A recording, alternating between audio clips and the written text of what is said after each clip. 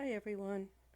I just want to go over this real quickly in voice because I was recording and ran out of memory, so I didn't capture it all.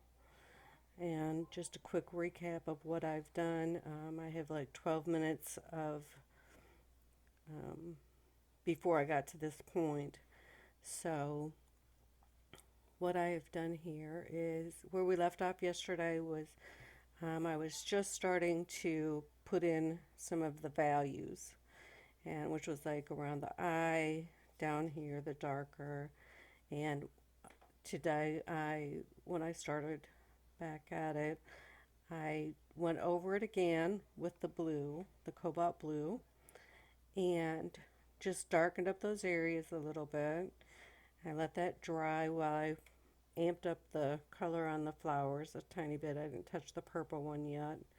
And then I started, I think probably what we've missed on the video is his nose here. And I just lightly started defining that blue up here on the top where the light hits it, and kind of speckled his chin in. And I'll be going over this with blue in the next session.